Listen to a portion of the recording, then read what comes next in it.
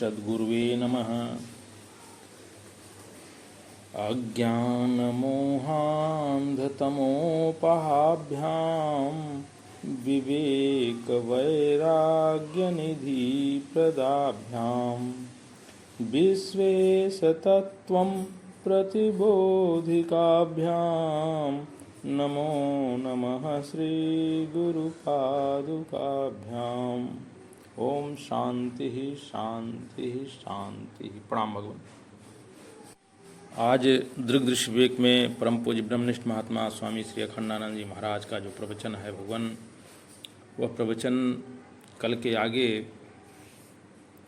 कल बताए थे स्वामी जी कि यह जो अपना स्वरूप है, यह जो चेतन है, इसको बड़े बड़े वैज्ञानिक भी इसके आगे हाथ जोड़ लिए, क्योंकि जो इलेक्ट्रॉन, प्रोटॉन, न्यूट्रॉन में जो शक्ति है, वह शक्ति कहाँ से आती है, उसको आज तक वैज्ञानिक भी नहीं जान पाए कि इन इलेक्ट्रॉनों को अपनी कक्षाओं में घूमने के लिए शक्ति कौन प्रदान करता है, गति कौन प्रदान करता है।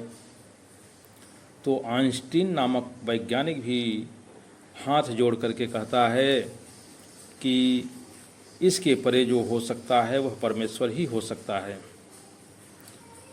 तो भगवान स्वामी जी अब उसके आगे बता रहे हैं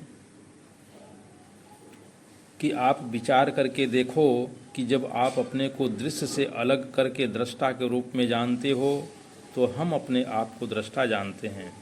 ऐसा ख्याल होता है कि नहीं, वहाँ तो थोड़ी सी बुद्धि लगी हुई है, जो जाना गया सो तो दृष्टा ही नहीं है, जो जाना गया वो तो दृष्टा ही नहीं है।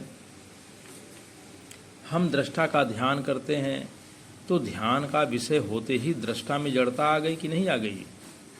हम जिसका भी ध्यान करेंगे वह जड़ हो जाएगा और दृश्य हो जाएगा, और जिसका ध्यान किया जाता है उसमें तो थोड़ी दृश्यता भी लगी रहती है। हम दृष्टा में स्थित होते हैं, यह स्थित भी दृश्य है कि नहीं है, स्थित भी दृश्य है। तो जो लोग ध्यान करते हैं और किसी का ध्यान करते हैं तो वह भी दृश्य हो गया। तो स्वामी जी बहुत ही गूढ़ बात यहाँ पर बता रहे हैं कि दृष्टा ध्येय है तो ध्येय दृश्य भी हो गया। यह जानना भी एक वृत्ति है। यदि हम उस दृष्टा का, जिसका हम ध्यान कर रहे हैं, हम उसको जानने का जब भी प्रयास करेंगे तो यह एक वृत्ति हो जाएगी और एक स्थित हो जाएगी। तो स्थित भी एक व्यवहार ही है। जो ध्यान की मुद्रा है हमारी, वह भी एक स्थिति है और वह भी एक व्यवहार है। तो वृत्ति का व्यवहार है, मन का व्यवहार है, यह भीतर का व्यवहार है, और यह भी एक दृश्य है। यहाँ पर बहुत ही भगवान गूढ़ बात स्वामी जी बता रहे हैं, बहुत ही रहस्यमय बात जिसको हम कह सकते हैं कि बहुत से लोग ध्यान की मुद्रा में ध्यान करते हैं। किसका ध्यान करते हैं? स्वरूप का ध्यान करते हैं। तो स्वरूप का यदि ध्यान करेंगे तो वह एक वृत्ति हो जाएगी और वह एक मन का व्यवहार हो जाएगा, और यह भी एक दृश्य के रूप में हो जाएगा। और सच पूछो तो दृष्टा और दृश्य एक ही है। यहाँ पर दृष्टा और दृश्य जो है दोनों एक हो जाते हैं। एक गणित है। दृष्टा और दृश्य का जो विवेक है, विश्लेषण है, पृथक्करण है, दृष्टा और दृश्य को अलग अलग जानना, यह वेदांत शास्त्र का एक गणित है।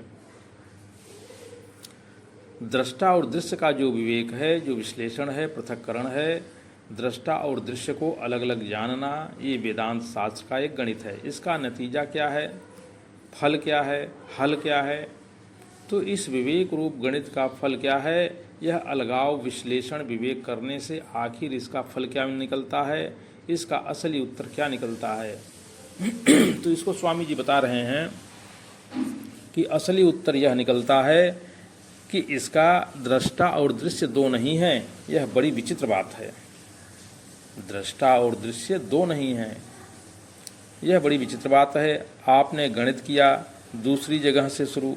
आपको 5 रुपया किसी ने दिया और बोले कि 2 आदमियों में इसको बांट दो। आपने कहा कि 2 आदमियों में 5 रुपया है तो कैसे बटेंगे।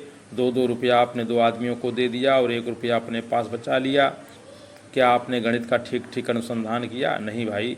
जब 5 को 2 हिस्सों में करोगे तो 2.5-2.5 बढ़ जाएगा और तुम्हारे पास क्या बचेगा? कुछ नहीं। तो कहते हैं कि जिसके पास कुछ नहीं बचा जिसके पास कुछ नहीं बचा वह तुम हो। जिसके पास कुछ भी नहीं बचा वह तुम हो। जैसे प्रेमी और प्रियतम का विवेक किया जाए कि यह प्रेमी है यह प्रियतम है, तो प्रियतम ऐसा क्या क्या पत्थर होगा जो जाने कि हमसे प्रेम करता है और वह उससे प्रेम न करे, तो प्रियतम प्रेमी हो जाएगा और प्रेमी प्रियतम हो जाएगा। तो प्रेमी प्रियतम एक हो गए। दृष्टा दृष्टा एक है, दृष्टा सृष्टा एक, और दृष्टा दृश्य विवेक का फल है दोनों एक। तो असल में जिसको हम दृष्टा सोचते हैं, क्या एक एक शरीर में अलग अलग दृष्टा है? यदि आपको ऐसा मालूम पड़ता है तो देह के भेद से दृष्टा में भेद है। तो दृश्य में जो भेद है उसको आप अपने ऊपर ले रहे हैं, क्योंकि देह तो दृश्य है। इंद्रियों में जो भेद है उसके भेद से दृष्टा में भेद है। इंद्रियां तो दृश्य हैं, उसके भेद को आप अपने ऊपर क्यों लेते हो?